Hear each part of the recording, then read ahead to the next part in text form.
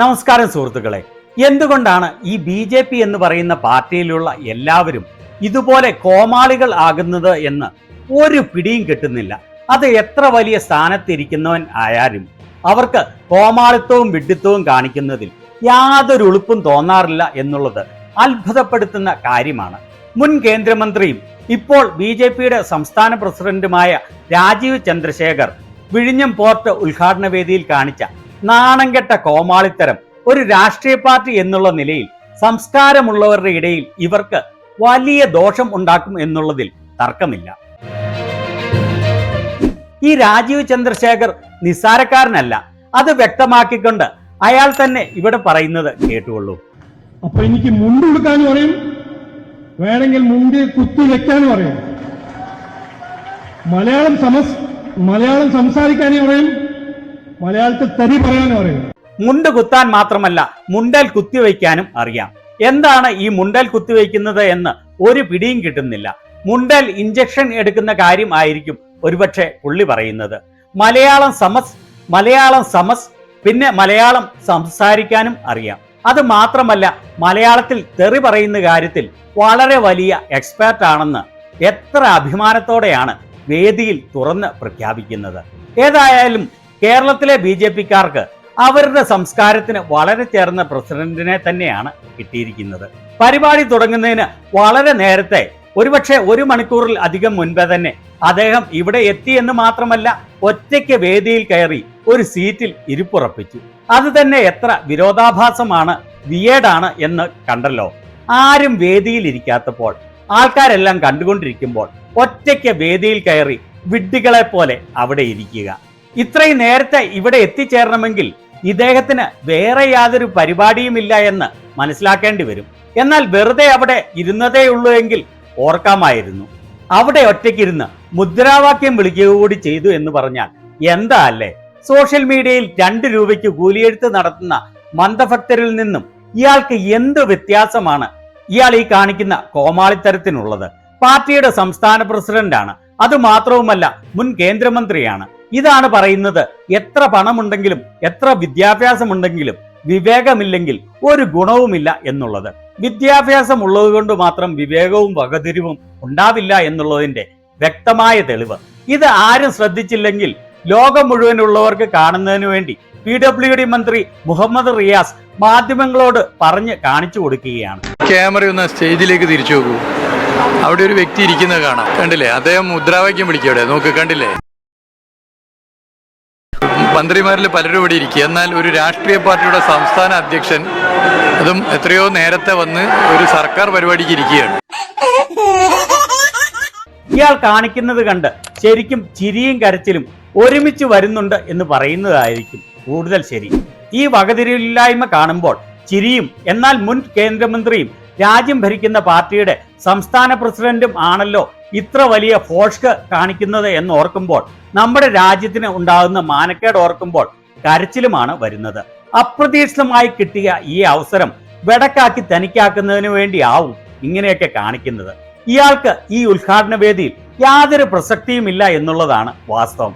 വിഴിഞ്ഞം പോർട്ട് യാഥാർത്ഥ്യമാക്കുന്നതിൽ ഇയാൾക്കെന്നല്ല ഇയാളുടെ പാർട്ടിയായ BJPക്ക് പോലും 1% പോലും പങ്കാളിത്തമില്ല. ഇതിനുവേണ്ടി കേന്ദ്രം ഒന്നും ചെയ്തിട്ടില്ല.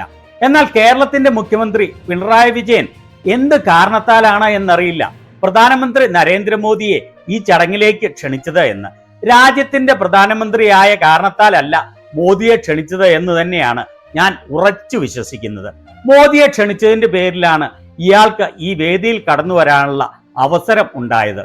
കാരണം മോദി ആവശ്യപ്പെട്ടു ഇയാളെയും ക്ഷണിക്കണമെന്ന്. മോദിയെ ക്ഷണിച്ച സാഹചര്യത്തിൽ മോദി ഇങ്ങനെ ആവശ്യം ഉന്നയിക്കുമ്പോൾ പിണറായിക്ക് അത് നിരസിക്കാനാവില്ല. 0 പങ്കാളിത്തമാണ് മോദിക്കും BJPക്കും വിഴിഞ്ഞം പോർട്ട് യാഥാർത്ഥ്യമാക്കിയതിൽ ഉള്ളത്. ഇതിനുവേണ്ടി ഏറ്റവും പ്രധാനപ്പെട്ട കാര്യങ്ങൾ ചെയ്തത് ഉമ്മൻചാണ്ടിയുടെ നേതൃത്വത്തിലുള്ള കോൺഗ്രസ് സർക്കാർ ആയിരുന്നു.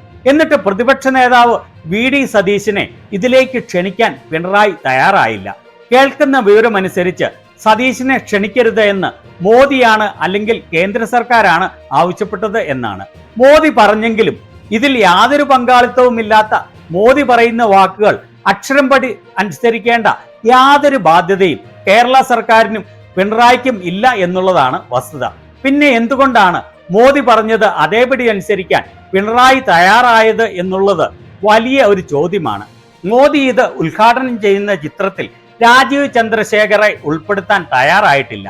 എന്തുകൊണ്ടാണ് മോദി പങ്കുവച്ച ഈ ചിത്രത്തിൽ നിന്ന് അദ്ദേഹത്തെ ഒഴിവാക്കിയത് എന്ന് ഒരു പിടിയും കിട്ടുന്നില്ല. നമ്മുടെ ഒനിയൻകറി സുരേന്ദ്രന് ഇത് ഒട്ടും ഇഷ്ടപ്പെട്ടിട്ടില്ല. രാജീവ് ചന്ദ്രശേഖർ ഇങ്ങനെ തറവേല കാണിച്ചത് വളരെ മോശപ്പെട്ട കാര്യമായി പോയി എന്ന് സുരേന്ദ്രൻ ഇവിടെ പറയുന്നത് കേട്ടുകൊള്ളൂ. ഇവിടെ ഏത് BJP പ്രസിഡന്റ് വന്നാലും പരിഹസിച്ചും കളിയാക്കുകയും അവരെ വായടപ്പിക്കുക എന്നുള്ള ഒരു തന്ത്രമാണ് കുറച്ചു കാലമായിട്ട് കേരളത്തിൽ നടക്കുന്നത്. നമ്മൾ മനസ്സിലാക്കേണ്ട ഒരു കാര്യം, SPGയുടെ പ്രോട്ടോകോൾ അനുസരിച്ച് പ്രധാനമന്ത്രി വരുന്നതിന് ഏതാണ്ട് 1 മണിക്കൂർ മുമ്പ് സദസ്സിലും വേദിയിലുമുള്ള എല്ലാ അതിഥികളും എത്തേണ്ടതാണ്. ഇത് എല്ലാവർക്കും അറിയുന്ന കാര്യമാണ്. അത്രമാത്രമേ ശ്രീ രാജീവ് ചന്ദ്രശേഖർജി ചെയ്തിട്ടുള്ളൂ. അത്തരം തറവേലകൾ കാണിക്കരുത് എന്നാണ് മിതമായ ഭാഷയിൽ പറയാനുള്ളത്. BJPയുടെ ഏത് പ്രസിഡന്റ് വന്നാലും അവരെ പരിഹസിക്കുന്നത് ജനങ്ങളുടെ കുറ്റമല്ല സുരേന്ദ്ര, മറിച്ച് പരിഹാസ്യമായ കോമാളിത്തരങ്ങൾ കാണിക്കുന്നത് കൊണ്ട് മാത്രമാണ്. അന്തസ്സോടെ സ്വന്തം പദവിക്ക് ചേർന്ന നിലയിൽ പ്രവർത്തിച്ചാൽ ആരും പരിഹസിക്കുകയില്ല. പ്രോട്ടോകോളിന്റെ ഭാഗമായി 1 മണിക്കൂർ മുമ്പ് വന്നതിനെ ആരും ചോദ്യം ചെയ്യുന്നില്ല. പക്ഷേ സുരേന്ദ്രൻ പറഞ്ഞതുപോലെ അത്രമാത്രമല്ല ചെയ്തത് സുരേന്ദ്ര.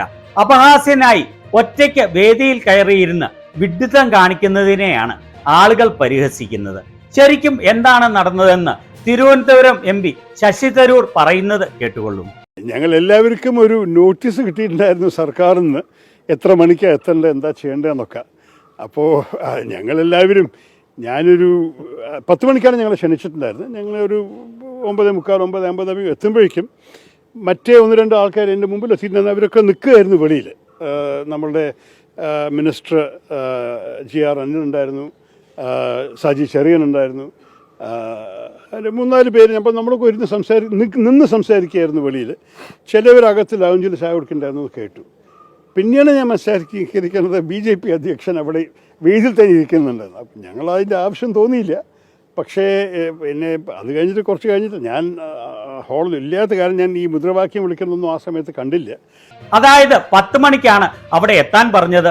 അദ്ദേഹം 9:45 എത്തിയത്. അവിടെ എത്തിയ ആളുകളൊക്കെ വേദിയിൽ കയറിയിരിക്കാതെ കുശലം പറഞ്ഞു നിൽക്കുകയായിരുന്നു. എന്നാൽ നമ്മുടെ മുണ്ടെടുക്കാനും മുണ്ടൽ കുത്തിവയ്ക്കാനും അറിയാവുന്ന മുൻ കേന്ദ്രമന്ത്രി വേദിയിൽ ഒറ്റയ്ക്ക് കയറിയിരുന്ന് ഒരു കോമഡി ഷോ അങ്ങ് നടത്തി. എന്റെ സംശയം ഇതാണ്, എന്തുകൊണ്ടാണ് സംസ്കാരമുള്ള വിവേകമുള്ള ഒരാൾ പോലും ഈ പാർട്ടിയിൽ ഇല്ലാത്തത്? എന്തുകൊണ്ടാണ് എല്ലാ BJPക്കാരും ഇങ്ങനെയാവുന്നത്? ആർക്കെങ്കിലും ഇതിന് ഉത്തരമുണ്ടെങ്കിൽ താഴെ പങ്കുവയ്ക്കാൻ മറക്കല്ലേ. Thank you.